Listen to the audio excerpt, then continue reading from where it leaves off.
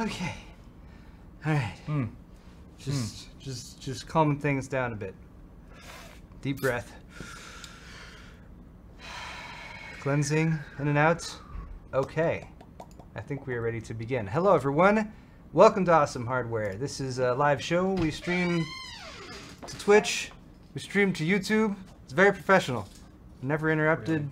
There's never any background noise. But she's only wifey sauce would only interrupt the show right if it was for something really important. I don't know where a bottle opener is. That's right here. Okay, we have a bottle opener. Bottle opener? What convenient product placement? We need that. She's stealing it. My God. All right. We're getting a divorce. Hi, everyone, and welcome to Awesome Hardware. So yeah, we stream a live show. We talk about technology. We drink some beer. Occasionally, we use foul language. It's, of course, tastefully done, but just bear that in mind. Occasional adult themes, but mostly talk about technology.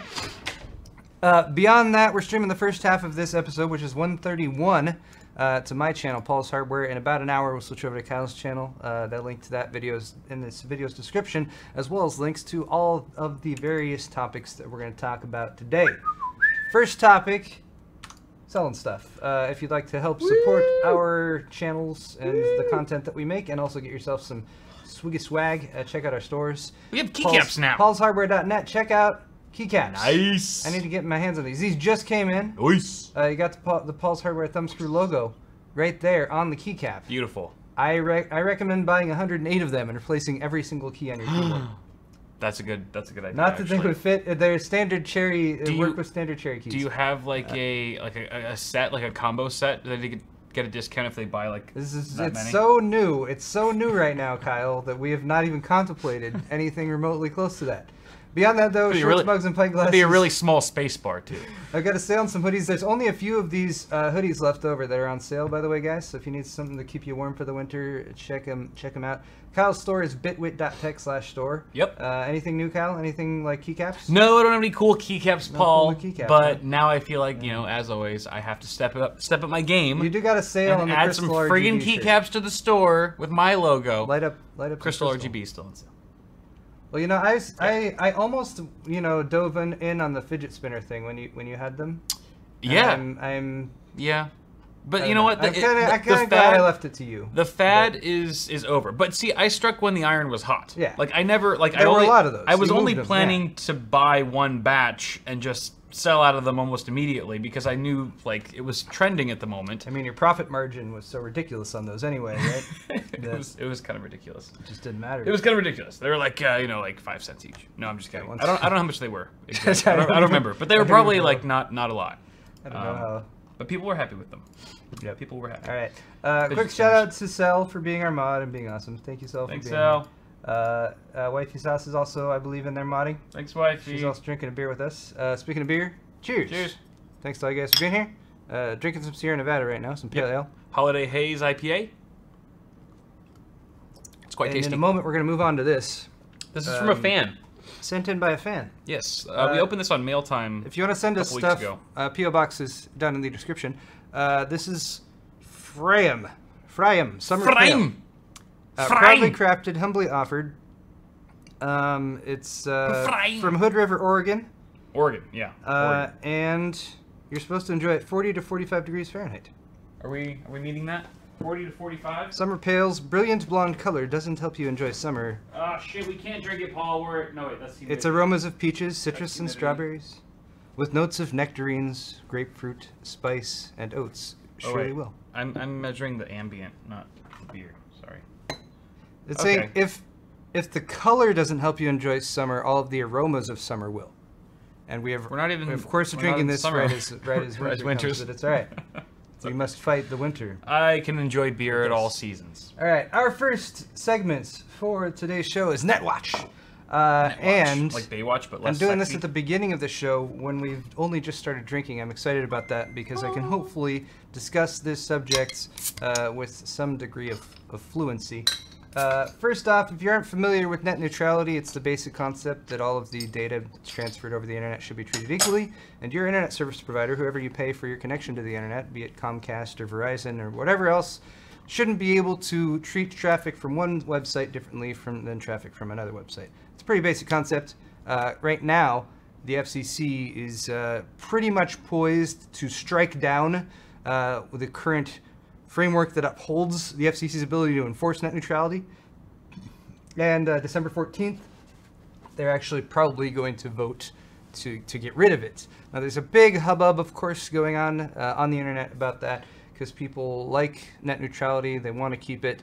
There's, of course, discussion as to how it should be enforced, but our stance, and the stance of most of the people who I discussed this with, just after looking at the facts, is that they'd rather the FCC not do what they're about to do. So, all that said, some more details on this ongoing saga as we approach the dreaded date when they will actually do that. Other things that they're doing on top of these net neutrality rules is scrapping plans, ordering states to scrap plans for their own net neutrality laws. And this is one of those issues that's going along with net neutrality, is the fact that, like, a lot of people would be okay with the markets, like a standard market approach to this. Like, oh, you have a bunch of choices, and if they do crappy things like throttling one website or the other, just choose a different internet service provider.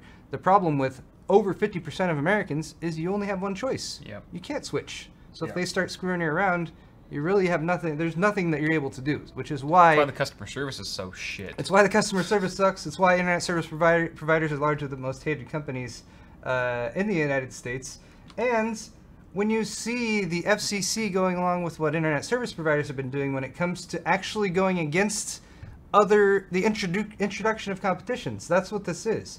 So if states decide that, you know, once the FCC scraps the current Title II rules for internet service providers, states might go ahead and go their own way and be like, all right, we as a state are going to write up some laws in the state that say you can't do this or this when it comes to treating network traffic in our state. But the FCC is saying, no, you can't do that, because that's our role.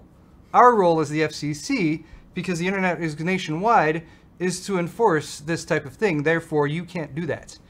So you're in the position of like, well, then can you enforce net neutrality? And they're like, no, we're gonna roll that back. Yeah. So it's a little frustrating when you look at it this way, because you're like, all right, like, introduce a bunch of rules that like force there to be competition. Like you always must have 4 choices for your internet service provider, right. And then sure, you're gonna have one that says, hey, we're not gonna block everything. Everyone's gonna sign up for them, and that's how the market works. Right. But when you're in a situation that is due to other reasons limited when it comes to competition, then you're in the situation you have right now.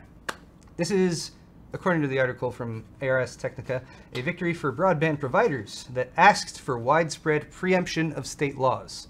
Ajit Pai's proposed order finds that state and local laws must be preempted if they conflict with the U.S. government's policy of deregulating broadband internet service. The extent to which this would take effect isn't clear. It would prevent states from imposing net neutrality laws similar to the ones being repealed by the FCC. So they're like, hey, we're repealing this nationwide, and they're like, all right, can we put that back on a state level? No, you can't do that either. It also potentially prevents state laws related to the privacy of internet users or other consumer protections. So there's some other wider-reaching implications of this. There's further updates to sort of net neutrality in general, because ARS Technica has done a bunch of reporting on this further down in the article. For instance, some other details about the rules as people have looked into them a bit more detailed. Says that the previous rules that required internet service providers to disclose hidden fees and data caps, getting rid of those. Like, oh yeah, Jesus. The rules were like, hey, you know, you got to tell consumers when you're going to do like anti-consumer practices, and you got to tell them how much you're going to charge them, and you're going to got to tell them about data caps. No, that's not going to be enforced anymore. So more wonderful news there. Wow. The FCC will relinquish its role in evaluating whether ISPs can charge competitors for data cap exemptions, and will no longer oversee interconnection disputes that harm internet service quality. So these are basically things that the FCC does, so that if a customer says, hey, FCC, my internet service provider is doing things that are in conflict with the rules, they're breaking the rules, the FCC is like, oh, that's not our job anymore.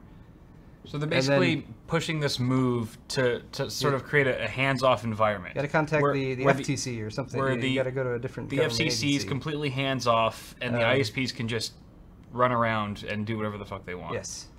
Now, this proposal does add one new requirement, and this is what they're leaning on as far as their explanation of why this is okay. And that new requirement is that internet service providers will have to make public disclosures if they engage in blocking or throttling of internet content, and they will have to disclose deals that prioritize content from affiliates or content from companies that pay ISPs for priority access. And make no mistake, if net neutrality is overturned, this is exactly what is going to happen. You're going to see throttling of internet content. You already started to see that back in anywhere from 2007, 2008, all the way up to 2015, when Title II was made a thing, or when ISPs were classified as Title II. So when this happens, all they got to do is tell you, disclose to you. And you know how good large corporations, especially internet service providers, are at being perfectly clear with people about extra fees and that kind of thing. So I'm sure it won't be like in fine print or something like that, or you know, otherwise totally obfuscated, so it's difficult to actually determine how much money you will be paying for your internet package, which gives you access to the small slice of the internet that your ISP wants to give you access to. I mean, let's just fucking move at this point. No, Kyle, that's not the answer. Yeah. That is not the answer. It's we my have to fight. answer. We have to stand up and fight. We all have different answers. Here's another Mine's glorious thing. AT&T and Comcast lawsuit, which has nullified a city's broadband competition law. This is in Nashville, Tennessee. And they had a utility pole ordinance, which was invalidated by a judge. This was just yesterday or today, I believe. And that judge was convinced by AT&T and Comcast to do so. The Nashville Metro Council last year passed a one-touch make-ready rule that gives Google Fiber or other new internet service providers access to utility poles. Because in the past, they would actually have to work with the existing incumbent providers like AT&T and Comcast. They'd have to wait for them to send a tech out at the same time. And I bet they're super excited to do that, and they're probably very timely with scheduling that type of thing, considering that it's assisting the competitor in getting up and running. But let's face it, developing competition when it comes to something like becoming an internet service provider, this is why a lot of this goes back to the foundation of the problem, which is that it doesn't make sense to go into a neighborhood and wire it up 20 different times for 20 different internet service providers. They have to share some of the same utilities from time to time, and how that's done can be regulated in different sorts of ways. This regulation, before it being overturned, would let a single company make all the necessary wire adjustments on those utility poles. AT&T and Comcast, of course, sued. The judge agreed with them, and now you can't do that anymore. Google Fiber is rolling out service in Nashville. They're offering service despite saying last year that it was waiting for access to thousands of these utility poles. And this is yet another example of large incumbent internet service providers doing everything they can to prevent competition. So give us one option or another. Allow competition and allow it to flourish, or succumb to the basic rules of net neutrality and follow those rules so you're not screwing with traffic one way or another. Like, yeah, there are arguments to be made as to, like, you know, if you have a utility, like compare it to other utilities that are Title II. Look at water and power. Your water company and your power company do not tell you what to do with your water and your power. They just give it to you. That's basically how it should work. And you know, a lot of the time you only have one option for water and power. But that's why it's regulated by the government, is because when you only have one option, the sort of capitalist system doesn't really work there. Anyway, I'm using too many buzzwords, and people are going to start arguing in the comments. Let's move on. Ajit Pai and the FCC want it to be legal for Comcast to block BitTorrent. This is what got him in trouble in the first place, blocking BitTorrent. But it's sort of been up in the air. Like, what do they really think? What's really the fundamental idea? Like if you fundamentally believe net neutrality should be a thing or not, like, is kind of the question I ask people when discussing this, if they really have a full understanding of what it is. If you look at the actual text of the rule that's being proposed, first off, Ajit Pai makes it clear that he thinks it's a mistake for the FCC, or thinks it was a mistake. I mean, that's pretty obvious already, for the FCC to try and stop Comcast from blocking BitTorrent back in 2008, which the FCC did. That was under what's known as the light touch regulation period, and they tried to say, hey, you can't do that. And it's supposed to be light touch. They say, hey, you can't do that. But instead, Comcast was like, actually, no, we're going to sue you. We're going to sue you because we don't think you're allowed to enforce this. This is what kicked off the entire debates, and which ended up in 2015 with net neutrality being enforced. So literally part of the proposal, and it's highlighted in this article from The Verge, the various statements that are just very clear about the 2008 Comcast BitTorrent order, and that the commission sought to enforce federal internet policy, and that in 2010 the U.S. Court of Appeals for the D.C. Circuit rejected the commission's action, holding that the commission had not justified its action as a valid exercise of ancillary authority. That's what caused them to push for Title II classification. So the Internet Freedom NPRM proposed to eliminate the Internet Context Standard and the non-exhaustive list of factors intended to guide application of that rule. Also sought to comment on whether to keep, modify, or eliminate bright line conduct and transparency rules. Anyway, so this is just a little bit more evidence of exactly the intent of Ajit Pai and what they're doing right now. And let's round out NetWatch with a little bit of actual good news. You got to go global for this, but India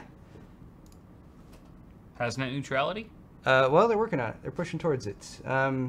According to this article, they're miles ahead of the U.S. with its ironclad net neutrality rules. That's a little bit of an overstatement if you read the article itself. But the Telecom Regulatory Authority of India, TRAI, published its recommendations for upholding net neutrality guidelines today. They are pro-consumer rules that actually enforce net neutrality. It's recommended that ISPs should adhere to the principle of non-discriminatory treatment of content, no blocking or throttling of content, no fast lanes for content services that offer to pay for the privilege, with an exclusion for content delivery networks. Also, the agency has suggested the creation of a committee consisting of representative ISPs, content providers, and consumer groups to police net neutrality violations across the country, which sounds reasonable. Representation from the industry who's providing the service, representation from the customers who are being provided that service, representation from the regulators, talk about things, but you have a basic established set of rules that say net neutrality is part of the rule book, and that's how the internet works. We should be like India. So yeah, the US is on the verge of destroying net neutrality. India is on the verge of making it law. If you want a little bit more history from India and sort of what's going on as far as them and the internet in general, a couple years back, 2015, 2016, Facebook was trying to go into India and provide them with free internet. Zuck went in there. He's like, "Hey, India, I'm Zuck, Facebook. I'm Zuck. Let's give you internet, India. We're gonna invest a bunch of money in your infrastructure and give India internet." But it wasn't going to be the internet. It was going to be Facebook. And Facebook, it's basically the Facebook internet is what was going to be accessed. Facebook regulated. To provide to. So there was a lot of argument about that, and people saying like, oh, it's a good thing they're going to provide internet to more people, but ultimately you can't have internet that's just solely controlled by a single company, right? Like that. It's just too much control over it. And when that is the pipe that's providing the information to people, there's just too many ways that it can be corrupted and abused. So yeah, there you go. You suck, Zuck. Yeah, you suck, Zuck. Why don't you Zuck off? If you guys are interested in doing something, if you are voting age, granted if you're below voting age, speak out, spread information, be positive, tweet it, be understanding, talk to people, explain things, don't yell at them, don't get angry, Don't go after Ajit Pai's kids, apparently. There's, like, some people going after his kid. Don't do that. Like, that's going to really horrible. help. Like, oh, shit, you're targeting my kids? All right, fine, net neutrality, here you go. That's garbage. Like, that's never going to work. Please just be reasonable. Don't be an idiot. We want to be civilized and stuff. But anyway, kill them civilly. Go to battleforthenet.com, and there's a pretty good collection of information. You can enter your name and email address and stuff, and it will put you in contact with your representative so you can get in touch with, let them know how you feel about the issue. There's also a link to a whitehouse.gov petition that's being signed right now called Do Not Repeal Net Neutrality, currently at about 230,000 signatures. It only needed 100K, but go sign this anyways, because we want to get as many SIGs on there as possible, so powers that be hopefully know that this is something that people feel strongly about. All right, let's move on. Jeez. Thank you. Now that we're all depressed, thanks, Paul, all of this is real. For sitting through my first segments, which I was trying to get the kind of more serious stuff out of the way so we can move on. Let's talk about... I need infinite beer. This is supposed to be cryptocurrency, but I don't have a lower thirds for it, so we're just calling this winners. Let's just... But we're going to talk about crypto. Winners. About crypto. It's called winners. Is this because this was the existing lower thirds? It was the one there? existing lower thirds that was there that I was like, that kind of applies. Sure. I supposedly. All miners are winners. Because hey, if you got a bunch of bitcoins, you're rolling. You're rolling the dough. You're in a good mood right Raking now. it in. Bitcoin is just teasing $10,000, hitting actually. Wait, no. Right, guys. $10,035. Thank you very much. You've heard it here first. As of like an hour or hour and a half ago, it was at $99.15. We have cracked $10,000, everyone. Everyone go buy like 30 Where's RX the balloons? 580s. Don't we have a thing we can do where balloons fall down? I'm working on the confetti drop with the balloons and the stuff. clown that comes in. There'll be a whole system above us for that reason. $10,000. Wow! What was it? What was it insane. like a year ago? Let's take a quick look here. Like 1,000? So jumping around.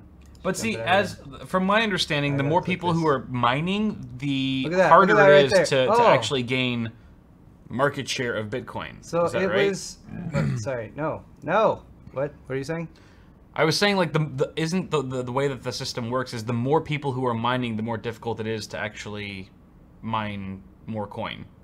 Is that correct? Yeah. Well, the difficulty increases as difficulty increases. It becomes more and more complex. Right. As coins are mined. So does that mean as the value goes up, and people are mining more, you can't actually mine as much per period of time? It means that the amount of mining power that you need to actually do something grows more and more. So you'll be mining less if you never upgrade your hardware or something like that, never increase the power efficiency. You'll be mining less and less and less as the popularity of mining increases. Due to the fact that for Bitcoin, first off, it's the most popular cryptocurrency and the most well-known, but also there's tons of ASICs that have been developed. So there's tons of coin mining machines that are very power efficient that have been produced, and that's what's used to mine Bitcoin. Like mining Bitcoin on anything besides something like that really isn't practical at all. You're not going to make money because you won't be paying for your electricity cost or the cost of your hardware. That's why they have like the giant like global groups, right? Like Bitcoin mining groups and stuff. Yeah. So typically what people do now is they mine altcoins, other types of coins, and then they usually trade that for Bitcoin, and then they can cash out the Bitcoin or do something like that. Or they'll use software that has a bunch of different coin mining algorithms, and the software will look at current market prices, and I believe like the mining power of your system, and then we'll mine whatever's most profitable. Yeah. So that's another good option for it too. But yeah, you guys heard it here first. I'm sure this nowhere else has this been discussed yet. It looks like as of Universal Standard Time, what is that? 1:30 UTC on Wednesday, November 29th. Universal time? It's it's Greenwich. It's Greenwich Mean Time. Greenwich. The whole world gets its time from Greenwich. Greenwich gets its time from Admiral Boom. All right. Admiral Boom. Yeah, 10,043. Nope. It looks like is what it peaked at. It's currently sitting at 10,041. So yeah, your Bitcoin's there. I believe I saw something somewhere about some guy who at the beginning of this year said if Bitcoin hit 10K, he was gonna like chop his balls off and eat them or something like that. There was some insane thing like that, but that guy's gonna have to do that now. I wish I knew more specifically what that was, but I remember. Yeah, where's the article on that, Paul? That should have been right here in cryptocurrency. I did see that Elon Musk talking about Bitcoin, and somebody asked him about it, and he said, "Oh, there was speculation that he was the actual creator of Bitcoin, which is just kind of crazy conspiracy theory." But yeah, he said he had like part of a Bitcoin at one point, but he doesn't know where it is anymore. Like he lost it. Yeah. So that kind of made me think, like, how many people lose Bitcoins? Well, interestingly enough, there's an article on Fortune. Nearly 4 million Bitcoins have been lost forever. What? 4 million Bitcoins times $10,000. Holy crap! That's a lot of. It's a lot of market cap there. So yeah, this little chart kind of shows Bitcoins that are out of circulation, as far as due to being out of circulation. Original coins that apparently are all gone now. Coins lost due to buying and selling, and then of the coins mined in 2017, how many are gone? So an interesting little chart. 3.79 million bitcoins are already gone based on a high estimate. 2.78 million based on a low one. So 17 to 23% of existing bitcoins are lost. I thought it was kind of interesting how the research, which comes from a company called Chainalysis, actually goes down, because if you're trying to figure out about lost bitcoins, how do you actually figure that out? Yeah. So a spokesperson shared some certain details about how they assess how bitcoins are lost. An important clue comes when there is a fork in the blockchain, such as the one this summer, which led to the creation of a Bitcoin clone known as Bitcoin Cash. Such events can lead to the owners of wallets who have been inactive for years to conduct a transaction, as that transfer potentially happens, providing an opportunity for statistical analysis. So even though you might have a Bitcoin wallet from like years back that hasn't been touched or anything done with, and you don't know, is that lost? Did whoever owned that Bitcoin wallet lose the information and they don't have the code for it anymore, and they just can't access it, so that's gone? Or do they have it and they know about it and they're watching this and they're like, man, I'm going to sit on this and eventually I'm going to do something with it. So that's part of how they get some of this data to determine how many Bitcoins are actually lost. Interesting. Getting a ping from those wallets helps figure out the biggest source of uncertainty as to whether they're lost or just being hoarded. Now, if you are into coin mining or cryptocurrency, which I'm not really, just to be clear here, since I'm discussing it here on our... Why is it always so hot at your house, Paul? I have a reasonable understanding of it. This is so loud with all those fans. I wouldn't necessarily call myself an expert. Oh yeah, there is a theory that I actually am a hardcore coin miner, but I don't know anything about that. Paul's a closet miner. If that was true, I would be more excited about Bitcoin hitting 10K. But what's going to happen next? You're a good actor. Who knows? This is why I don't play the stock market, really. First off, a negative story. Bubble fears stoked by a spike in buy Bitcoin with credit card searches, which is never a good thing. You should never have people who are like, man, I got to get me into this Bitcoin. How do I buy some Bitcoins on my credit card? That's not good. God. That's a signal that it's a little bit, people are a little overzealous about how valuable these things are, and potentially a sign that it's a bubble, people overvaluing it, which could potentially lead to a crash. Yeah. Or Bitcoin could easily hit $40,000 by the end of 2018. Holy $40,000. That is a lot more than what it's worth right now. That's 4 times worth. I was making a stupid joke. But yeah, this hedge fund manager Michael Novogratz, who's apparently super hotshot hedge fund manager, but he's got lots of money. He actually he is fairly well known, from my understanding. But he said Bitcoin could be at $40,000 by the end of 2018. It easily could. I don't know what he's backing this up on. I'm sure his incredible knowledge of the market and whatever. Here's a video on Fortune. I mean, the website's called Fortune. Go there, make money. Ethereum, incidentally, also hit which is the second largest publicly traded cryptocurrency by market cap, hit a record high of $493.40 on Monday, which is down a little bit now to $476. Also, Bitcoin has dropped $6 from a little over $1,040 down to $1,034. Everyone sell your Bitcoins.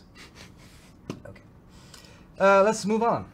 What's next? What the heck is next? Insecurity. Insecurity. Oh boy. All right, let's talk about some security subjects. Yikes. This is going to be exciting. First off, Intel has found what they're calling severe bugs in the secretive management engine, which is affecting millions. ZNet has a video here. I'm going to play on that. It's something to look at. Yeah, this is based on an investigation by third-party researchers into their hidden firmware known as Management Engine, which is often used in corporate environments for your IT to remote into your system and that kind of thing. But it has very low-level access to the system. There's actually a separate coprocessor on systems that have Intel Management enabled that handles it, that operates separately, completely from like your main processor and your operating system. They discovered these bugs after Maxim Goryachi and Mark Ermolov from the security firm Positive Technologies found a critical vulnerability in the Management Engine firmware that Intel now says would allow an attacker with local access to execute arbitrary code. And since, again, it runs on that separate coprocessor that runs completely separate from your processor or your operating system, it means it's invisible to your CPU and any anti-malware software that you might have. So this is pretty serious, and probably, especially in the corporate space, is going to lead to some information security issues in 2018. It's a good thing they caught that before any reported victims, any reported attacks, right? Have they? I don't know. It's like I feel like when this type of thing comes out, it's like it probably already happened. Like, but who knows? Yeah, they could just be being quiet, as to not encourage people. But they don't want to let everyone know how flawed it actually is. Yeah. All right. Do any of you guys have a Mercedes that has? You don't? Huh? Oh, do you have a vehicle that has a really bad itch? That has keyless start? Like you don't have, like all you have to do is get in the car with the key fob, and then you push a button. I didn't know they could do that. Really? I mean, I did. Okay. I'm emphasizing how far away I am from it. Sometimes I'm not sure, but yeah. Here's a story from the UK, across the pond. Our Mercedes relay box. Or a relay box was used to steal this Mercedes in What's a relay box? Solihull. It's a relay box. So these two dudes come up, right? There's a Mercedes. They're like Oompa Loompas. One guy takes this box and he goes up by the front door and he starts waving it around. Basically, he's getting closer to the door where the key fob is. Picking up the signal, the relatively weak signal that the key fob puts off, somehow transmitting it over to this dude. In 1 minute, walks up, does that, gets into the car, starts up the car, they take off. The car still hasn't been found. What? So, yeah. So... He's using a relay, so yeah. What is a relay box usually used for, besides stealing cars? I mean, if you look at it from a basic standpoint, like look at it like a Wi-Fi access extender point or something like that. Okay. It's like something that can take a signal, pick it up, and then repeat it. Oh, okay. You know, to a different direction. So yeah, they're like using it to repeat or amplify the signal from the key fob, and then that's genius. I'm gonna steal like 100 cars get in tonight. the car. Yeah. Now what I'm not sure about is like one? it must also duplicate that signal somehow, because like if you get out of a car that's you started with that, it'll usually be like, hey, the key's not in. Yeah. The car's gonna turn off or something like that. So that's pretty fancy though. It reminds me of like the Gone in 60 Seconds or something like that. But yeah. Yeah, watch out. What do they do after they stop the car and then they don't have the fob anymore? I don't know. I mean, you're talking about, I don't know what kind of Mercedes these is, but usually Mercedes is going to be $60,000 to $100,000+. So, yeah, they probably have some sort of thing that they go through to. Like, yeah, I don't know. I feel like something like this is the car is like tainted, right? It's reported as stolen. Right. The VIN or whatever that's flagged. So, I don't know. Is there some black market where you can get really cheap Mercedeses as long as you never get pulled over? And well, this seems much more viable than Bitcoin mining. Yeah, that's probably IMO. That's why I brought it up. I'm gonna try that. Encourage people. Good alternative. Potentially more viable. All right, we should all give it a shot. Face ID is a new way to unlock your phone with the iPhone X, and there's been various. We've talked here about some various efforts to crack it because. It's weak. It does, I don't know, I feel like it's gone back and forth, but there's a 10-year-old who is a spitting image of his mom. Wait, really? Yeah. Oh. And 10-year-old is able to... they are pretty similar. Yeah, I mean, apparently similar enough for the iPhone X. Facial feature... The phone is locked. The algorithm isn't quite specific enough. She looks at it and it unlocks. She's going to lock it again. She's going to hand it to the kid. Are they a part of a company organization, or is it just like mom and son this thing? Get bigger. Is this like just a random YouTube video by this is just a mom and a son who found this out. So okay. Then the kid takes the phone, he looks at it, and it unlocks. So what? Any dabs right after. What a perfect way to end the video. He throws the dab 10-year-old dabs after unlocking mom's iPhone with Face ID. He got several extra internet points for the dad. But there you go. So Face ID, not completely foolproof. Who knows how practical this is when it comes to, like, you know, if you have a target and you need to get their iPhone X and unlock it, like if you're an evil person or a thief or something, which I assume there's not many of watching our show. I don't even know why I'm describing it this way. Yeah, but it's scary. It seems less practical for something like that, but definitely something you should keep in mind if you're, say, a mom or a dad and you think your phone is safe with your kid, because yeah, they look like you. Often a lot of family resemblance. You made the own. You created your own vulnerability. How's that feel? Feels good. Feels real good. No, I'm sure it doesn't. No. All right.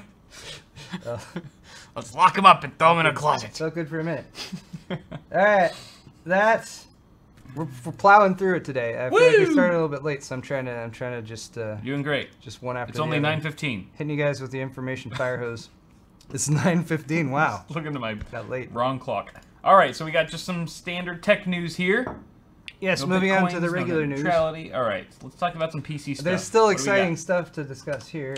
Starting with some leaks about Intel's 8th generation and 9th generation CPU lists. So, like, this is basically this came from an IDA64 update. IDA64 had a latest beta that went out, and it had a bunch of information about, or just the specs for these CPUs that are compatible with, and included a big old list. So it was kind of leaked by them? Yeah.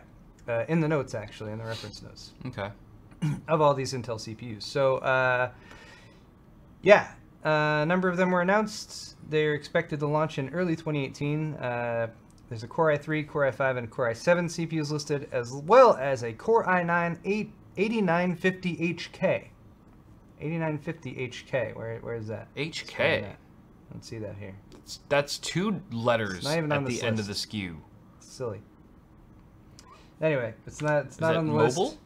I don't know what TechSpot's talking about here, but it's mobile, yeah, right? It's a mobile processor. So it is their first Coffee Lake i9 CPU, but it is for laptops. But who knows the actual core count on that one. So yeah, the list has quite a few SKUs. They're pointing out here, for example, the Coffee Lake right now that we're on, which is 8th gen, is 14 nanometer plus. They had a tick, then a talk, then a talk, then a talk, from Broadband to Skylake to Kaby Lake to Coffee Lake to Cannon Lake, and yeah, I guess this process architecture. I forget what it's. Sorry, Anyway, point is, Cannon Lake is supposed to be 10 nanometer. It's supposed to be the actual die shrink. So the process shrink. We've been waiting. So yeah, the question right now is, when they're talking 8th gen, do they mean Cannon Lake? And when they're talking 9th gen, do they mean Ice Lake? Or are they going to keep calling Coffee Lake 8th gen and they're going to call Cannon Lake 9th gen? Not really sure. Also some confusion regarding the actual dates that they talked about, because they said they will officially launch Cannon Lake before the end of 2018, but they also said that volume production is slated for the second half of 2018. But there's discussion about some of these CPUs coming out at the beginning of 2018. So what's going on? We're not really sure. Interesting. Hopefully we'll find out soon. I'm sure there's going to be some stuff at CES. That's likely. But there's no mention of base and turbo clocks. The current 8th gen core desktop lineup, so the stuff that's out right now, goes up to 4.7 gigahertz, so reasonable expectation that it will be in that ballpark. But I noticed, like, we got an 8650K here, which is perhaps some sort of in between, like a 8600K plus, or maybe without the graphics integrated. Maybe it has hyper-threading. Sometimes that's what they do with the 50s. Sometimes the 50 SKUs don't have graphics. I noticed the T here, so you got some low power ones. There's a B, an 8500B. What's with the B? Have you seen a B before? I don't think so. I bet there is a B out there, and I just haven't seen it or whatever. 8400B. I noticed if you just look at the ones on the end, like TTTHB, HTTB, it looks like it's like in Calvin and Hobbes or whatever, when it goes. Just the raspberry. It's like a raspberry. Yeah. Exactly. Ninth generation. Ninth generation. List has i3 9000, i3 9100, i3 9300, i5 9400, 9500, and 9600. 9600. And if you're thinking, like, where's the 700s? Well, good question. Our next story from Hot Hardware talks about the i7 9700K, 9th gen mainstream flagship CPU with 8 cores and 16 threads. This was sort of derivative from that massive leak, the IDA64 thing. But then there is a Chinese language website. I don't know which one. Apparently that counts for all of them. A Chinese language website was able to dig up some additional information after speaking with motherboard manufacturers in Taiwan. In addition to the abundance of chips already on tap from Intel, It's also prepping a new flagship 9th generation Core i9 SKU. So the Core i9 9700K is a mainstream SKU with 8 cores and 16 threads on the mainstream platform. So it was like...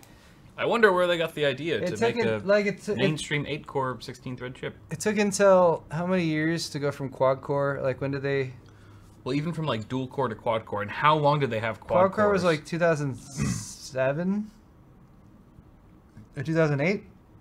I don't know. I feel like they went a decade. I feel like they went 8 years where they're like, no, quad-core. Quad-core is all you can do. And then now AMD's like, hey, we're back. And they're like, oh, 6-core. Oh, 8-core. Like, like within a bit. Anyway. Yeah, it's basically overnight in the grand scheme of things. Yay for competition. Look at that dude. So, I mean, the question is everyone going to suddenly switch over to... He's delivering those paper towels. 8-core, like, an 8-core Intel chip now? Everyone has to. No, I don't think so.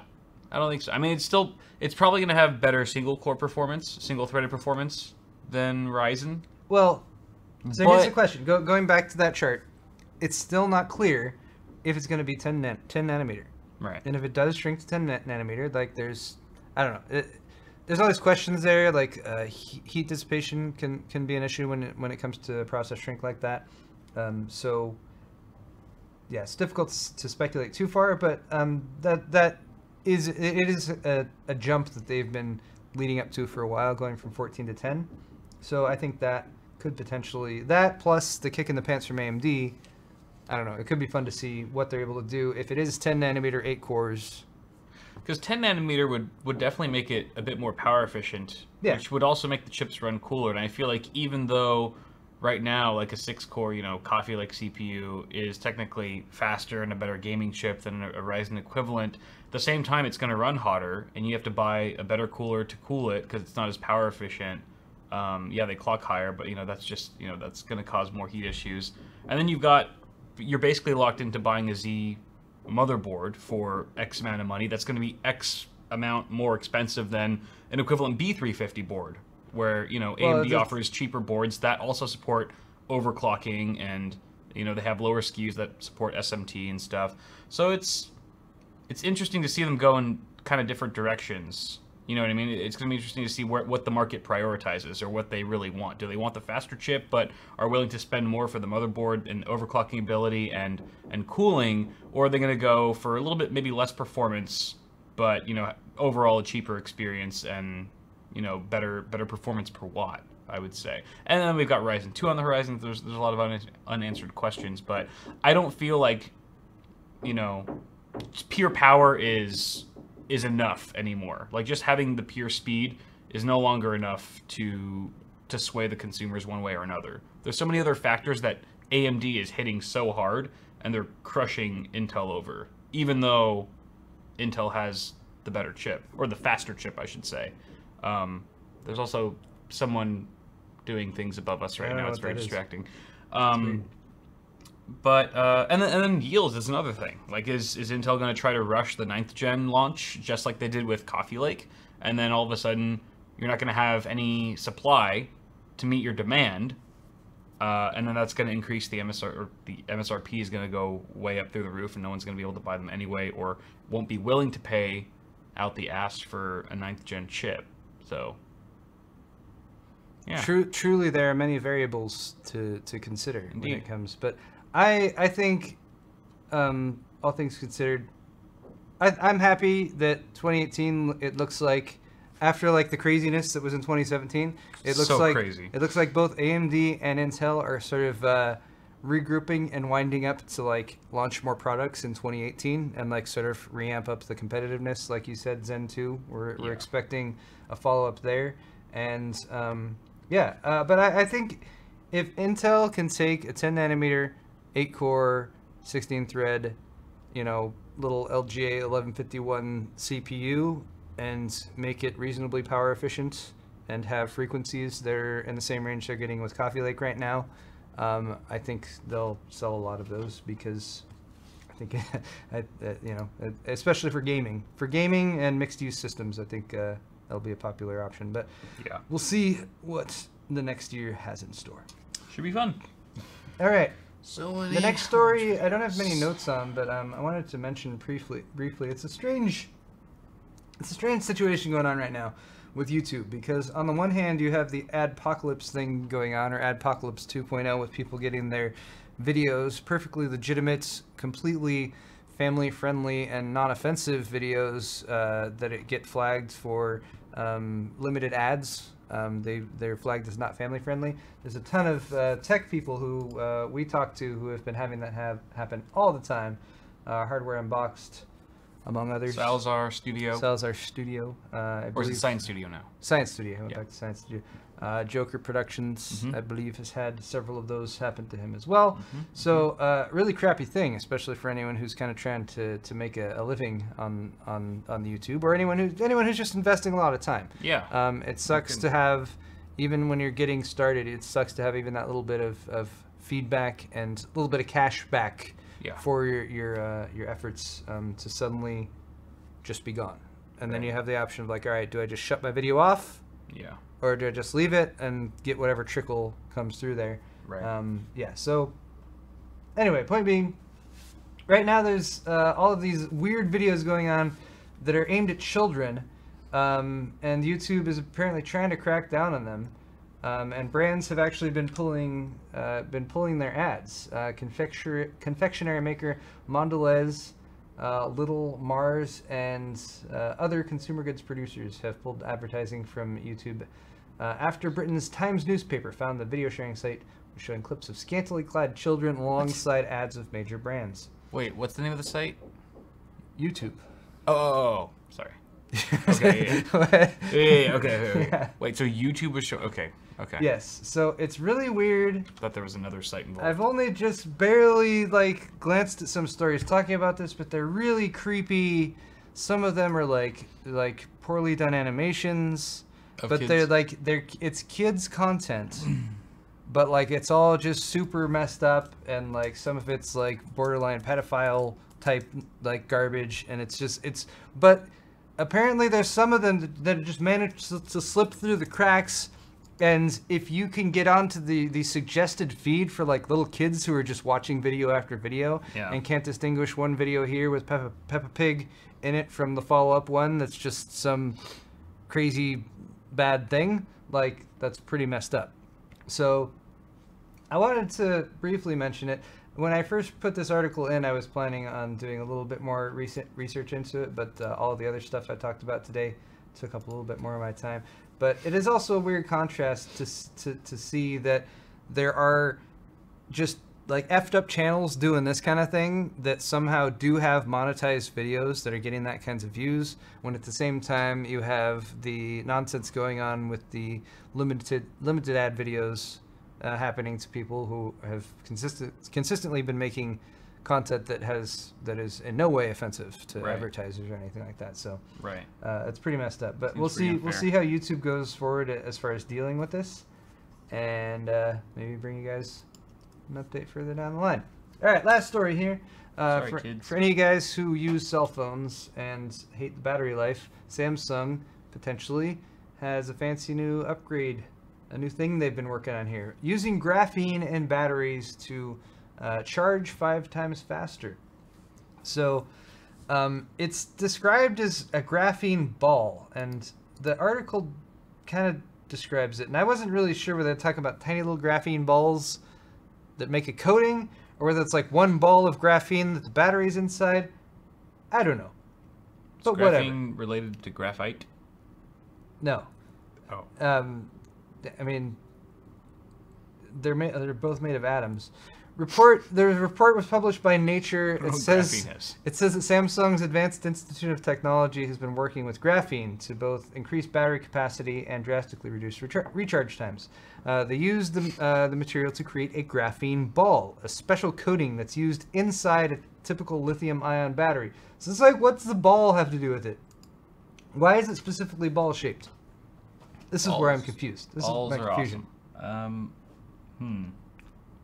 Their natural shape.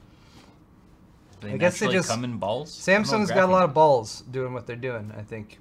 A lot of graphene balls. That's the main point here. But reportedly, this increases battery capacity by as much as 45% and increases the speed of charging by 5 times. Wow. Yeah. So you could possibly charge your phone from 0 to 100% in less than 20 minutes. That's crazy. And once it's charged, it would last 45% longer. You might Holy actually crap. be able to go like 2 days without charging your phone or something like that. That'd be pretty cool. Also, the batteries with this new technology still hold a charge retention of 78%, even after 500 total charge cycles. Also quite nice, knowing that your battery's life isn't going to deteriorate over time, at least not significantly. But yeah, I don't know why it's a graphene ball. That's not explained in the article. Apparently, I was expecting there to be some sort of. Do we get a picture of the graphene ball? Do we know what the graphene ball looks like? I imagine like intelligent. Do we know its hopes and dreams? Like little ball bearings that like roll. Like there's a phone and it's sitting there, and all the ball bearings roll up onto the table and kind of creepily roll up to the phone, and then like then jump invade it like somehow. They just get sucked into it. And then the phone, and like then the phone like at first like doesn't want it to happen, but then after and it resists. And then it becomes more powerful though. It's like and it acclimates, right? Somehow it's evil. Like after that, that's where you get the Galaxy Note. For some reason, that's It just starts blowing up in people's faces. And it explodes. Anyway. Damn you, graphene balls! All right, that's so interesting. That's fun news. Hopefully, that Galaxy S9. Yeah. 20 days of battery life with graphene balls per charge, per every 5-minute charge. Hey, I mean, thanks, balls. If it improves the battery life and totally cool time and all that, then I'm on board. I'll dip my balls in it. I will too. Ball investing. What? I want to dip my balls in it. You remember? No, you probably. I don't know. You don't remember that? No. It's probably best. Was that the state? The state? I want to dip my balls in it. No, there was a guy, and that was his catch line. That's what he would say. I want to dip my balls in it. And he had these balls, and. Sorry. I don't know what the hell you've been watching. Let's talk what kind of programming? Do not share your playlist with me. Not interested. I bet there's the state. Thank you, Humboldt EF. Humboldt EF remembers. Yeah. Okay. Curmudgeon is asking how the truck's great. I drove over here today. It's not so great driving in traffic, but it's do loves my trucks. Nice. All right. What are we doing? What's going on now? All right, we're doing donations. Q&A and donations. Q&A. So let's answer some questions. Chris Solis for the $10. Cheers. First time catching the show live. I want to upgrade my GTX 970, and I was wondering if I should get a 1070 Ti or a 1080. Depends on the price there, Chris. If you can find a very discounted and low-priced 1080, I would say go for that. It is a bit faster. Yeah. Then again, the 1070 Ti, which can be had for $450, is typically a good $50 less, and when overclocked, is right in the same ballpark of the 1080. So, I would go with honestly, I would go with the 1070 Ti because neither of them can really, in my opinion, take on 4K with 100% confidence. You need a 1080 Ti for that. So you're pretty much limited to 2560 by 1440 or 3440 by 1440 ultra wide. In that case, the 1070, the GTX 1070 that I was using for a while is phenomenal for those resolutions. The 1070 Ti is going to be even better. And you're going to be able to push, 100 frames per second on most games with a 1070 Ti. So just save yourself a little bit of money and pocket the rest or put it towards something else in your build. I think the 1070 Ti that'd be my choice. If you're really sold on either of those. And don't worry when you're talking to your friends and you're like, they're like, "What'd you get?" And they're like, "I got 1070 Ti," and they're like, "That's cool. I got 1080." But yeah, you won't feel bad at all. Then you'd be like, "Yeah, you wasted money. You have less money than I do now." See? Right.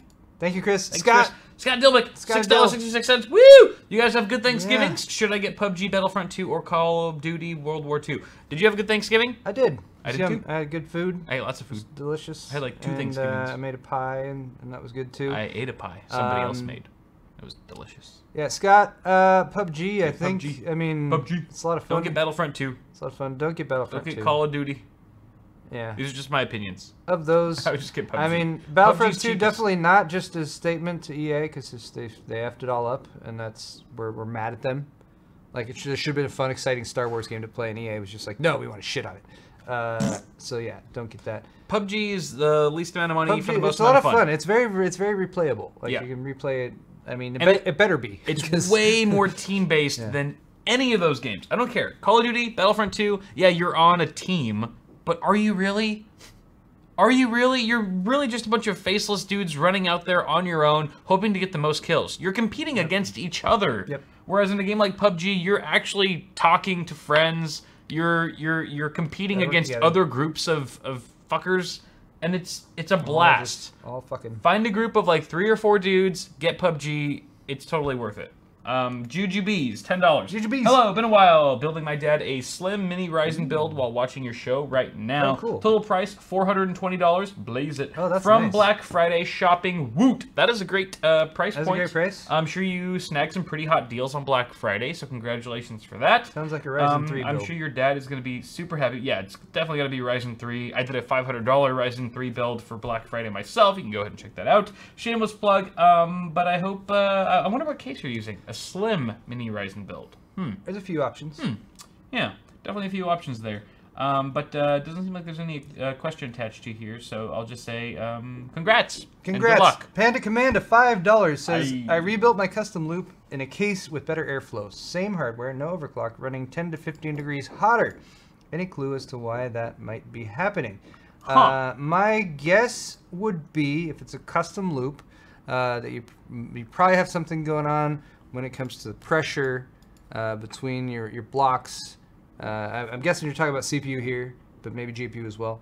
Maybe the pressure that the block is mounted with, you might have contact there, but not enough contact to actually push down and spread the thermal paste properly. So you're getting functional but not low temperatures. Beyond that, I mean, I would assume you know, stuff like the pump not functioning properly or something like that might be an issue. But yeah, if you have better airflow, you should definitely not be have that much of a difference in temperature. And all things else considered, that's the main thing I could see that would suddenly cause that to happen. That's really kind of bizarre. Yeah, because other than that, like, it would have to be like you overclocked more, or cranked a bunch of voltage, or something like that. Yeah. We need more information to be really sure. Did you put water? Did you add water? It's an heirloom. Yeah. Fred Rant, $50. Fred, oh my gosh, Nice. $50. Can more than one Corsair fan RGB LED controller and 6-port RGB LED hub be used on a single computer? If so, is there a max number? You should know this. Yeah, you can definitely put 6-port RGB LED hub for a single computer. Why not? And then one Corsair fan RGB. He's asking if you can use more than one. You can use more than one controller. Yeah, you can use. Is there a max? So it's 6. If you're talking about the L series RGB fans, you can connect up to 6 of those fans to a single Commander Pro. To my knowledge, you can have multiple Commander Pros connected to one motherboard, which is exactly what I'm planning to do for the Elite build. So it better work. So it better fucking work. I'm looking at the Elite build right now. But I don't see a reason why it wouldn't. I don't think Corsair would limit themselves to, like, this is a huge launch, this is a huge product for them. They're raking in serious dough from these fans. They're like $50 a fan. They're not going to limit you to 6 freaking fans in one system.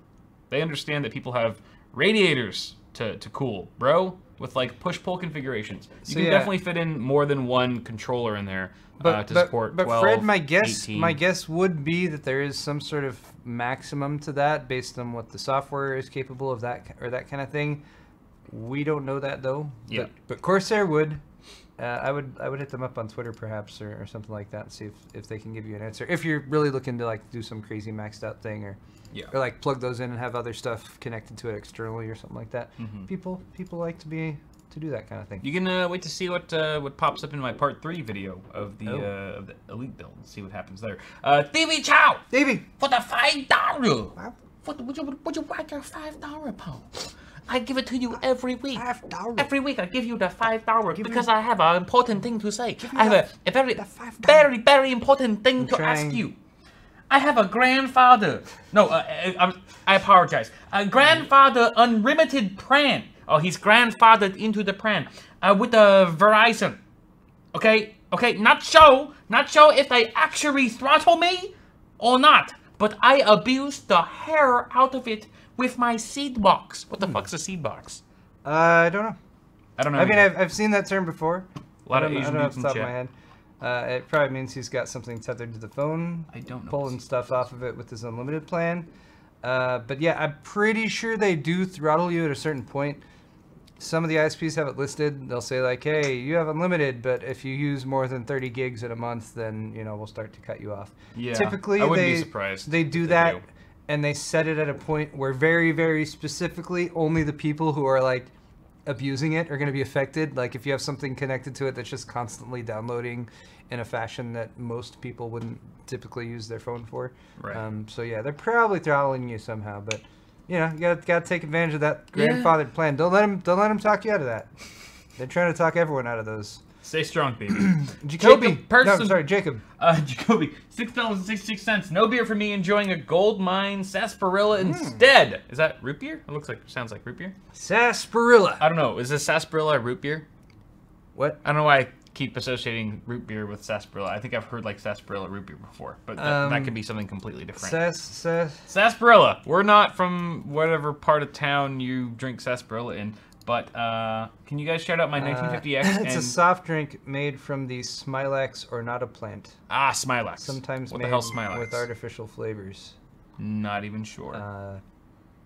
I think I can. No. Cool flavors. Excuse me. I think it can be mildly alcoholic, but I'm not sure. All right. Well, enjoy your sarsaparilla. Better that you're. Oh wait, I thought you were mining sarsaparilla. It's the gold mine sarsaparilla. Okay. But it doesn't look like it's alcoholic for him. Oh, no, maybe it is alcoholic. It's just not beer. It's not considered beer. I don't know what the hell this stuff is. In recent times, it's sometimes considered to be a type of root beer.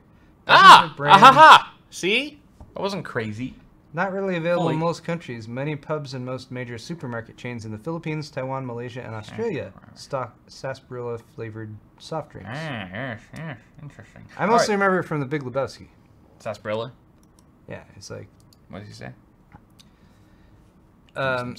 What am I talking about? Big Lebowski. I'm talking. Back to the Future. Back to the Future 3. Oh. Doc. When Doc goes in after. I don't even remember 3. Really? Yeah. Oh. I've watched 1 1,000 times and 3 like twice. After Doc breaks up with his girlfriend and he goes into the pub, and the bartender's like, you know, whatever he usually drinks is you know, some non-alcoholic thing. He's like, no, I'm gonna need something stronger than that. He's like, sarsaparilla. It's like whiskey, and he's like, are you sure, Emmett? I don't know why I remember the scene so clearly. Wait, he got a sarsaparilla whiskey? No. The bartender was suggesting sarsaparilla as something stronger. Ah, I see. And then he wants whiskey. Yeah. And then he sits there, but he doesn't drink it the whole. Well, shit, he should have got the fucking sarsaparilla. Is it in both? Is sarsaparilla in Big Lebowski too? Maybe you accidentally answered Sioux City sarsaparilla. I was right. Sioux City. Sioux City sarsaparilla. Thank you. All right, Sioux that City, came back to me. Yeah. Yep. He does drink that, doesn't he? You're right. All right. Okay. Well, okay. Sorry about that. Glad we that one. Brief segue. Brief tangent. Jacob. No, that was Jacob we just talked about. Pop Shepherd, $10. Love the show as always. Playing Mass Effect, but I wanted to have a comment read. For some reason, my subs are exploding since 2 weeks. I was at 460, now at 474. Damn. Anyway, have fun and Intel exploit. Dude, congratulations on the new subs. Thank you for your congratulations for your success. Yes. Yep. Well done. Everyone, go follow Pup Shepherd on Twitter. Yep. Brian Webb, $5.55. Have some money because I love your content. Well, thank you, Brian. And now you don't have any money. We love your money. Seth and Alvey. And you. $5. I'm upgrading from Phenom 1090T for gaming with a GTX 1070 at 1440 60 Hz. Is the price difference of an 8700K over a 1700X worth it? No. Yeah, Seth. I mean, you've got different applications here. I would say if you're considering. Don't do it. I hear people talking. If you're considering doing a lot of workstation stuff or anything that's going to use all those cores and threads on the 1700X, then I would say that makes more sense. If gaming is strictly your focus, then the 8700K might make sense. You're looking at, let's say, you're getting a Ryzen 7 1700. That's $270 versus well over $400. So it's about $140-ish difference right now. So not to mention maybe 150 for a Z or a Z. That's a pretty significant boost. But if you want the best gaming option right now, and you got to buy a Z370 board too, so bear that in mind. Yeah. I don't know. I'm just saying, I'm just saying, like, I don't want to tell someone who gets an 8700K, like, oh, you shouldn't have done that, or like whatever. Like, yes, there are more cost-effective options. I'll tell them that. But yeah, I'll tell them the truth. They don't want to hear. I will say I like the 8700K a lot more at $370 or $380 than I do at $415. Then it makes a lot more sense. There you go. All right. Zarda! ZZR 10 Australian. No comment. Australian people. Thanks, mate. Thank you, sir. Appreciate it.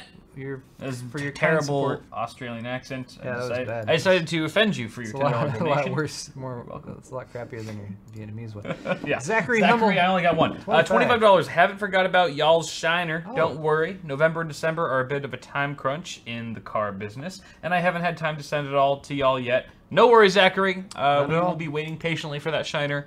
We're well supplied for now. To make it snappy. But yeah, I'm looking forward to that. Dingo on my 40. Not sure what that means, but I like it. $5, no comment. Next time you should donate Dingo on my 40. And tell us what Dingo on my 40 means, because it definitely sounds like it's a phrase or an idiom that means something specific. That it's maybe like I should just like on your 6 or on your. I got a dingo on my 40. Maybe it literally means that there's a dingo. An actual dingo on his 40, like a 40-ounce bottle of beer. Maybe on his 40-ounce of beer. Thing? Maybe his 40. Also, he's not donating in Australian dollars. It's U.S. dollars. So dingo, like maybe. Yeah, there are no dingoes here. Dingoes are from Australia. All right, read the next one. They eat babies. D-Tune $35 donation. Ryzen BIOS 0809 posts 3200 LPX RAM. Update BIOS? Question mark. Gift system not building till holiday. RGB 350. Wait, what? It's posting? So that sounds good D-Tune right? 30, yes. If your question seems to be, should you update the BIOS? The answer is yes. Yeah, do it anyway. With Ryzen systems, because there have been updates to the microcode and the not just the BIOS, not just the UEFI that you're loading to the motherboard, but also the microcode in the CPU itself, and that can help things. That can help compatibility. So the answer is yes. Update your BIOS. Always update your BIOS. Modern motherboards, they almost always have some sort of failover or backup or that kind of thing, and it's a lot easier to do now than it was, 10 years ago. So yeah, update your BIOS. Richard, $5. Paul, was it intentional that you answered a Twitter question from Eric Shun on your probing Paul? No. What did I do? What is? Damn it. Is it because it's Eric Shun? Like erection? Erection. Did you not catch that? It's the oldest trick in the book, Paul. You've seen that before? Is that yes. Well, erection. That's awesome. You know what's even funnier though is the way I found out about that one specifically is that there was a kid at my high school. His name was legitimately Eric Shin. Well, there you go. Eric Shin. So that's the teachers would always be yelling out Eric Shin in class. It's because I've grown up in Southern California, and there's lots of pockets of Asian communities and that kind of thing around here. So it's very common. It didn't strike me as something that's not like a normal name. So yeah, Richard. No, I was totally went over my head. Shin. But thank you. Now I realize that I said. Another one to look out for, Paul, is Mike. Someone mentioned in chat, Mike Hunt. Mike Hunt. Those I've heard. Mike Hunt. There's also Mike Oxlong. Mike Oxlong. That's yeah, actually, there was a kid in my Spanish class in high school. He was like a total degen. He like wrote on his Spanish test. His name was Mike Oxlong. So as a teacher was passing out the test, he's like, "All right, Kyle Hansen." I'd be like, "Here, Jenny Lee here, Mike Oxlong, Mike Oxlong." It was like straight up from Simpsons, right? When the guy answers the phone at the bar, Mike Oxlong. And then, like, you just see this one kid in class, just like, I need a man to hugging kiss. Man to hugging kiss. Yeah. Oh, that's so good. Oh, guys, can you look in the bathroom and see if you can find me a man to hugging kiss? God damn it! So good, so good. All right, keep them coming, guys. Play with my girlfriend. Ooh. Interesting name. $5. I use MSI SLI Plus X99 motherboard running a 1080 in SLI in the 1st and 5th slot. Is this correct? Check your motherboard. I do not have that motherboard, but it seems not. probably okay. I mean, it's probably not going to degrade performance. Different spacing is available depending on the actual PCI Express slot. So what you're going to want to look at is the motherboard manual for your MSI SLI Plus, and just see what actual how many PCI Express connections you have going to each slot. If you're a by 8 slot, then you're fine. If your top slot is almost always going to be by 16. If that other slot in the 5th slot you're connecting to is a by 8 or by 16, then you're golden. If it's by 4, then yeah, I would want to move. I would want to move that to a by 8. I'm interested to do some testing. Thanks for the question, though. Bathmedic. $5. How many RGB strips can you daisy chain to a Fantex P400 RGB controller? It depends on the controller's, the amount of voltage that the controller is providing. In my experience, I've plugged up to like 6 LED strips and daisy chain them together. You might start to have the brightness drop off a little bit. Yeah. But specifically that Fantex controller, I'm not positive. I would say 2 to 3. And honestly, in the P400, 2 to 3 should be all you need. Yeah, because it's not a huge case. You can wrap fully around with 2 strips probably. 2 30 or 60 centimeter strips. Christopher Wolf, $5. I have an i7 4770K. Just picked up a GTX 1080 GeForce GTX Superclock, so it's the EVGA. Cool. Do I need an upgrade? Is the new RAM or processor worth it? Playing PUBG a lot. No, you're fine. Yeah. You have a very, a very nice configuration. Overclock your 4770K a little bit. If you have the desire, you should be able to hit. You know, like you should be able to hit 4.6 for 4.6. Well, it depends on your cooler, I guess. Yeah. You should be able to. Well, 4.4 is what it just runs at, I think, right? So, whatever. You should be able to hit 4.6, right. Maybe 4.7 or 4.8, depending on your CPU. But yeah, that's actually a very nice combo there. Knives for $5. 2 Titan X Maxwells for 4K 60 Hz. Keep them or sell them for 1080 Ti or 2 1080s and some extra cash. Also, thoughts on EVGA for the win, air-cooled versus hybrid. All right, 2 Titan X Maxwells for 4K 60 Hz. I would say keep those because those are really nice cards. Yeah. Yeah, and two of them right now for 4K 60 should be okay. Right. I mean the 1080 Ti, because you're not going to be able to get 2 1080 Ti's. If you're upgrading to 2 1080 Ti's, then I'd say that would be a decent boost and a little bit more GPU performance, but I'd say for now you're probably okay. I'd wait till the next generation. Don't upgrade to that or something like that unless you plan to swap out those monitors when 4K 120 Hz becomes available. Oh yeah. On HDMI. More on that on Kyle's half of the show. Yep. Sam Mendoza, $10. Hey guys, I have an FX 8320 and looking to upgrade, but I'm in college and have a really small budget. What would be the best upgrade path for me? Budget of sub $400. Ryzen 3. Yeah, I mean, Ryzen's the best platform to invest in right now. GTX 1050. If you need a budget option with an upgrade path, yeah, you can get yourself a B350 motherboard for $70 to $80. You can get yourself a Ryzen 3 quad core for $100. You can get a 6-core for closer to $200. But yeah, it's nice because you can get that quad core for like pretty cheap, and make sure you get a reasonably decent B350 board if you go that route. And like, we can't promise this, but everything we've been told in our expectations right now and what AMD has promised about AM4 as a platform is they're going to keep it until 2020. So if Zen 2 stuff launches this year, everything we've been told indicates that it should slot into that. So it does seem to be the most viable path for or viable platform for future upgrade viability as well as budget. Yeah, I also did post a $400 PC build a couple, maybe in September. Back in September. You can go ahead and check that out. It might help you out. Yep. There we go. Moving on. Jay Everett with the $15. Wait, no. 15 Sorry, bucks. Oh, no. David Chataway, 5 Australian. 5 Australian. Love your content, lads. I have an X34 Predator plus a 6600K and a GTX 1080 Ti. Is my CPU bottlenecking my GPU? Only in some rare situations. Probably a bit, not much. But honestly, even the 8700K could potentially bottleneck that card. It's just too fast. But you have to put it in situations that lead to a bottleneck, and with the Predator X34, you're 3440 by 1440, you're not going to run into that situation very often. So I'd say your 6600K is is good. Overclock it. If you want, David, just because you're on that platform and you've got a pretty nice setup as is, just keep an eye out. Maybe set up some deal alerts or whatever for 6700K and 7700Ks. And if you find one for like a really good deal, then maybe invest in that. But only if it's a really good deal. But yeah, as they clear out inventory of those CPUs, you might be able to find some. Jay Everett, $15 just joining stream. Love you guys. Vega 56 partner cards. 1 nods for before Christmas, 2 nods for Q1 2018, 3 nods for just give up and buy a 1080 Ti or 1070 Ti. Like, yeah. Wait, are you talking about partner cards on your half at all? No. I saw one, like, was it Power Color?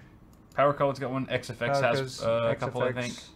Asus has one. Yeah, they're around it's now. Just whenever they launch, they're expensive and they're hard to find. If they're available at MSRP, it's for like a day, and then the price jacks up. It's not like it's crazy high like it was like $100, $200 more, but it's still $40, $50 higher than MSRP. Yeah. And that just leaves a bad taste in your mouth. You're like, well, yeah. Why am I giving these people 50 extra bucks because of, you know, supply issues, stupid basic economics, I guess. But yeah. Yeah, I mean, right now it's still hard to recommend Vega 56 in particular if it's more than $400 to $420-ish. Yeah, GTX 10 series, check that out. The Chill Out Dad. Chill Out Dad. $7.50 Canadian. I think that's Canadian. Canadians. Yeah. $7.50 Canadians. You're catching on. Hey guys, just wondering if you could give my friend Brian a happy birthday shout out for this weekend. Happy birthday! Happy birthday, Woo! Brian. Happy birthday. Cheers. Cheers.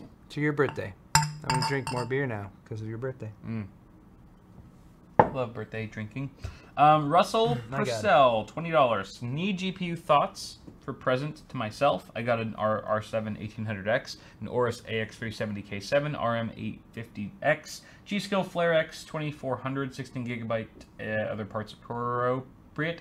Is a GTX 1080 Ti overkill, or am I ready to rock? All right, Russell. No, I don't.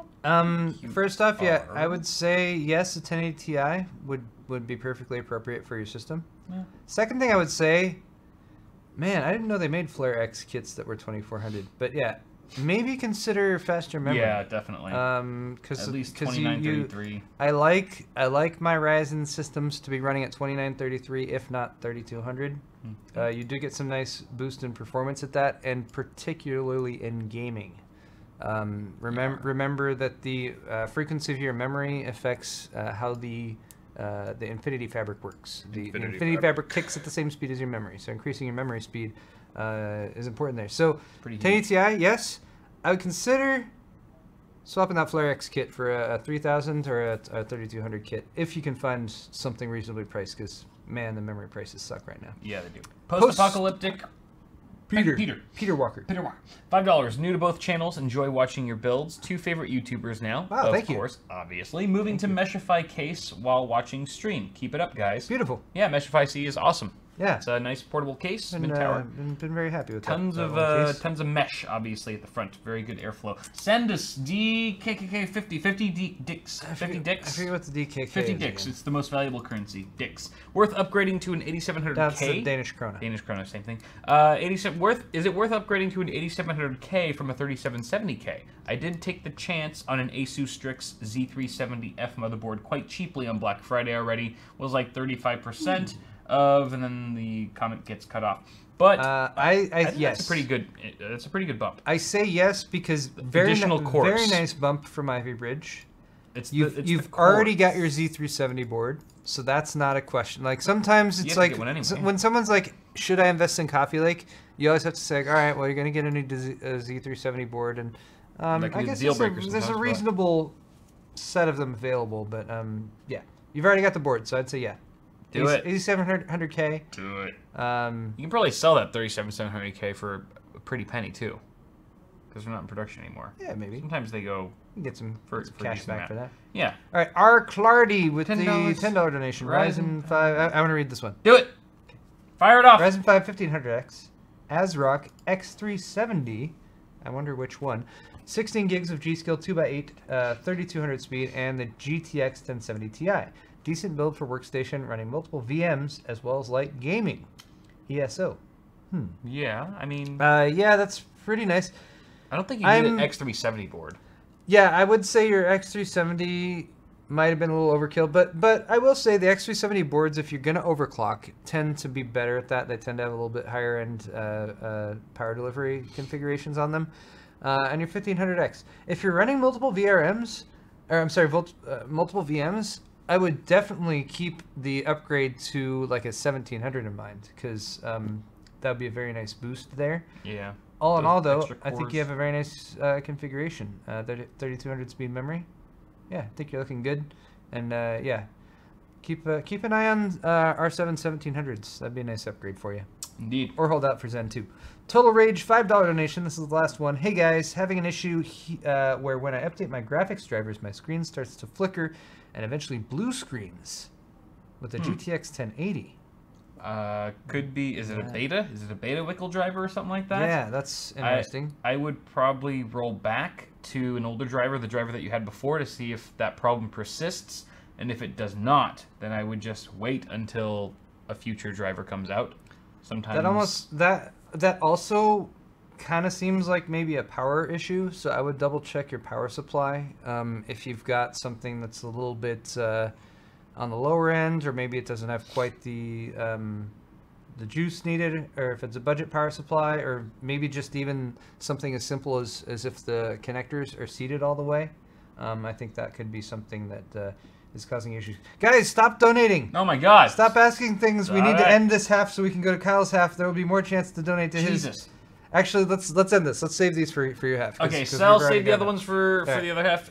We have to do freaking Johnson's. Yeah, we got Johnson's real quick. To shout out. And guys, if you just now donated, don't worry, we'll come back. Thank you very much, Suresh Johnson, to you for picking up a BIOS Flasher shirt and a CPU Cooler shirt.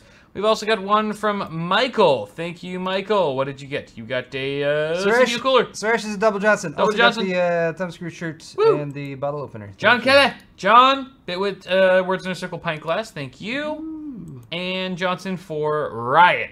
Picking up a Bitwit logo shirt. Big old Johnson for Madeline. Oh, cap. Sorry. Madeline from Idaho got the thumbscrew beer set. And Steven from Washington got the keycap. Oh, the keycap.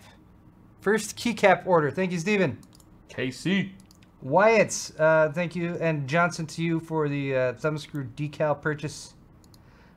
Michael from California got the keycap as well. Thank you so much, Michael. John, good old John from New York, got the stainless steel bottle opener. Nice. High quality. You're gonna enjoy that. Open many beers. Robert from Illinois got the thumbscrew keycap and the bottle opener. What a lovely combo. I don't know if you could use the bottle opener to install the keycap. That might be it. Jed also got the keycap. My God. Oh, he got two of them. That's damn. Good. You left and right. I don't know. Your window. You replace escape and replace Windows. the Windows buttons. I think that'd be a good. Windows key. Ryan D from Massachusetts. D's notes. Got the baseball cap.